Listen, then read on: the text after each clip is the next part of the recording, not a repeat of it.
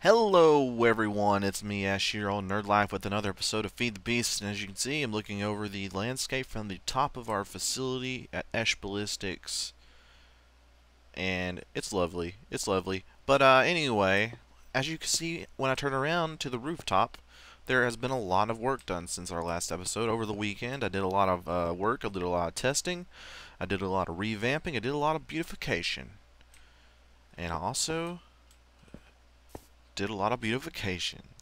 So anyway, okay, as you can see, I've got my rubber tree farm running again, and basically just for looks, because I wanted to show you guys the roof in full action. And also, more importantly, I have a new machine here, a wheat farm, and that's what we're going to go over this episode. First, I want to finish my tour of the rooftop. As you can see, I've added some grass all over the roof. Wanted it to look very verdant, very growy, very earthy up here, like a badass garden. Now I may like dome this over with glass, but I probably won't. I'll probably just leave it like this. I like it. It's like a little mini garden village where all the gardens live, and they live prosperously. Anyway, this is the rubber tree farm, still going, doing its thing. Over here, I've moved all four of our advanced solar panels up here, but basically for looks, just to show you what everything sort of looks like with everything consolidated. I do have a grid now underneath this, so I basically shut off the third floor altogether. I blocked it off. I'll show you over here. Even the hole on the side is blocked off, so I can't fly into there anymore. Just for looks, basically, but basically to show you guys that I'm serious business. It's serious business around here. So there's all these wires and stuff, and the roof is broken because I put wires through it because I wanted to hide it up here. And there were some issues whenever I was making this building with sand falling through the floor into it. So there's piles of sand down there. There's broken lights. Just don't want anybody to wander in there by accident and then get jumped by creepers or something. So I blocked it off. Now, as you can see, this is something from another episode that we built like a few episodes ago. I wanted to just show you the progress it's made in the days that we've had it running. As you can see, it has a bunch of stacks of sugarcane in here. It just cuts the top layer off of the sugarcane, so just doing that over the course of however many days, with just two solar panels running it, it has collected quite a bit. And eventually, we're gonna maybe one of the other floors we'll have like a paper area where it just consolidates the bamboo or the sugarcane and makes paper, and then makes the paper into stamps, which is why we built the sugarcane farm to begin with, if you'll recall. And also I built this bee house. And here I have a few apiaries, but that's not the main reason we have this bee house, or this apiarist house, beekeeping house of bees, apartment B. Anyway, we have housing of our actual bees and our apiarist chest here. As you can see, we have 70 drones, 28 princesses, 31 queens. Now this is like a log of over time, so we actually don't have this many princesses anymore. It's just how much we've made since we started bees. And over here we have the actual honeycombs that we've collected. You get honeycombs a lot less than you get drones. As you can see, I have a freaking million drones. I don't really know what I'm going to do with them. I'm just going to keep I'm probably going to start having to limit myself on them, and I don't think you can use drones for anything other than what this is. Let's look at our inventory and hit U here. Yeah, see, U doesn't do anything on these drones. So basically, if you get too many of them, they're kind of worthless, but it's worth keeping at least some. I'll probably keep like half and half, and then we go over here, and the second page I got some brand new bees. I've got what they call modest ones. Now we need these definitely because the modest get mixed with, I can't remember what it is, forest drones or something like that, and that's like the first step of crossbreeding your bees in the bee portion of the forestry mod. So I'm trying to find them. These guys took me for frickin' ever to find. I had to like expand. I went exploring and just went straight out. I actually found a village on my way, and I ended up getting this diamond axe, which I haven't used yet, by just like farming their wheat for them, basically, and trading their wheat back to them, because I'm a con artist.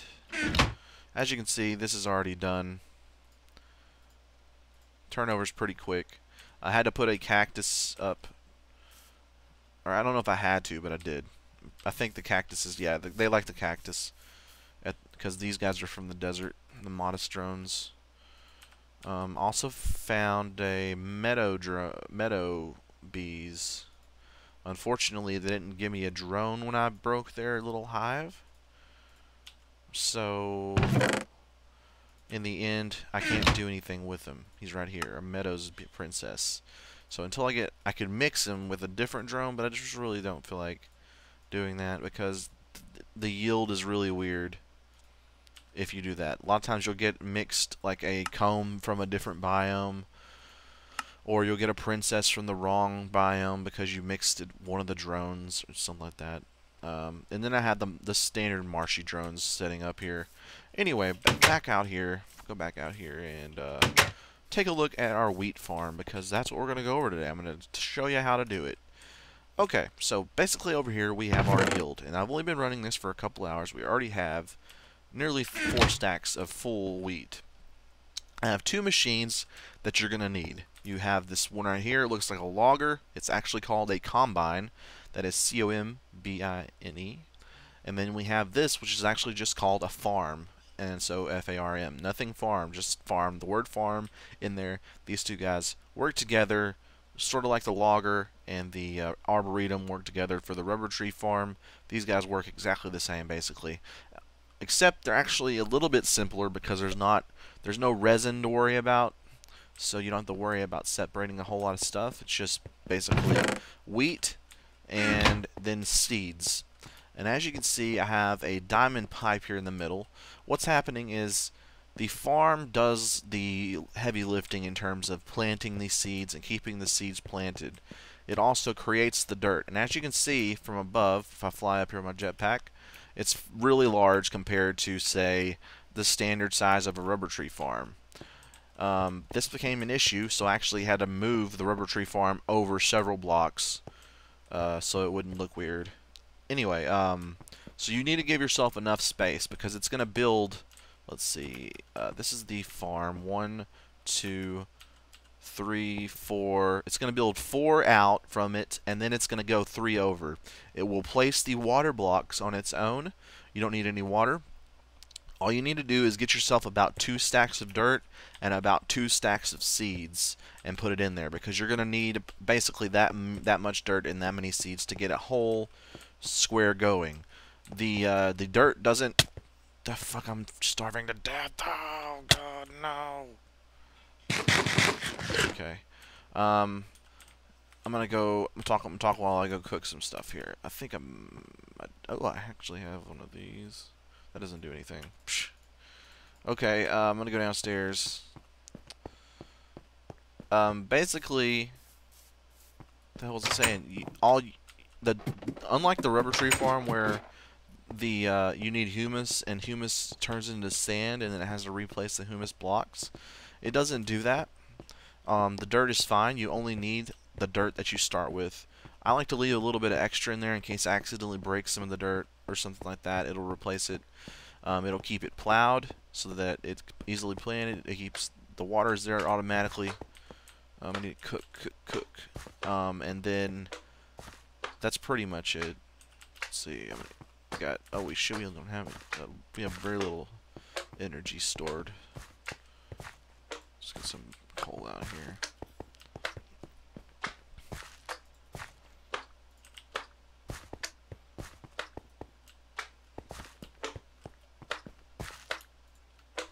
So today, I'll eat this. A little bit of business. Today, a lot of the mod packs and they went up to 1.4.7, or as I call it, 147. And they even released a Feed the Beast Lite 147, which is basically Feed the Beast with a few mods cut out to make it run on smaller servers more easily. But what it comes down to is everything except for the actual Feed the Beast game, the Ultimate Pack, got upgraded to 147. Meanwhile, we're stuck at 142 without red power. You would think that their priority would be to just give us some fucking red power. Jeez. But no, we're still waiting, and because I could go and add it myself, I could probably go put the damn pack together myself manually, but I'm lazy. Not more so than lazy. I don't want to mess with the server side of things. The guys that we rent servers from, it does it automatically, and that's the reason that I picked them, because I've ran servers in the past and they're a pain in the ass, to be honest, and I didn't feel like doing that again. It takes too much time out of recording. I just don't have enough time for it. Anyway, we're back up here now. Okay, so basically what's happening is your farm is planting from the dirt, and then it's planting seeds from the seed here. This doesn't have an interface. All it does is pulls everything that it harvests. It harvests the wheat, it pulls it in, and then you can't see how much is in there. I guess it holds an infinite amount. I'm not sure. But you want to put a pipe from the side so it'll pull everything out. That pulls the wheat and the seeds out. In this system, it hits this gold pipe to make it go faster. Just why not? Because in the Feed a Beast, or in this version of the Industrial Craft, and I don't know about what tech it's up to right now, but in the tech that I played, you had to apply a redstone power source for it to work, but now it does the opposite. So you can add a redstone power source for it to make it stop working, but it's on automatically now by default. So you can just pop one into your line without worrying about having a redstone torch. It can go shoot across, hits this diamond pipe. In the diamond pipe, I only have seeds in the white so that it pulls the seeds out and makes it go up and into the top of the farm. It then feeds the seeds back into the farm, and essentially it's unlimited. Now you pretty much get seeds almost every time the combine pulls a piece of wheat out. So you're gonna get plenty of seeds to keep this thing maintained on its own. This is it. This is basically it. We have the wheat going in here, and then we have the seeds being pulled out of the pipes by this diamond pipe, put it back into the farm so that it can self-sustain without you having to worry about anything. It's fully automated. Everything is working perfectly. Now we'll go over the recipes for a sec. Combine. See, so basically you're going to need to use your industrial centrifuge, or no it isn't, it's the thermionic whatever. It's a thermionic fabricator to make some iron tubes for this. But past that, it's really easy. You'll also need to make this with the carpenter, which you should have by now. If you've followed any of the other stuff that I've made, then you should have both of those machines, and you should be pretty familiar with them. For the farm, you're going to need the bronze electron tubes with the circuit board. So this stuff is not... You will need those two machines, but if you have them, this is a really simple, easy way to make both of these machines, because neither of them use diamantine tubes or anything like that. They're both simple iron and bronze. That's pretty much it. As long as you have bronze and those machines, you should be good to go. One thing to note is... I can't remember what I was going to note. Oh yeah. When it first starts, it's going to take a little while to get going, because the combine machine will not start harvesting wheat until a full wheat farm is ready. So, and I'm not sure what it qualifies as a full wheat farm, but it will. I think it may be like one full circle around water or something like that. But you need to be patient with it. Don't get too discouraged. Let it go for a little while. Make sure you got your power source going, your engine's powered. And also, the farm is a little bit skittish. So I had a stray piece of wire that I had connected to an engine that I eventually took away. And it was accidentally hooking up to the side of this farm. And it made, for some reason, the seeds just freaking pop out. It wouldn't go in. I think because it was basically the first pipe type thing that I hooked up to it, and it started ignoring the pipe that I was trying to get the seeds to go through. So make sure that you simplify your system so there's no wires or anything hooked up to your farm, just a pipe. And that should be it. Now this is obviously just the way I built it. It's raining. Freaking beautiful. But you can probably optimize your pipe system a little bit more. I just did this because it looks pretty cool. especially from above. It's pretty symmetrical, all things considered. And that's about it.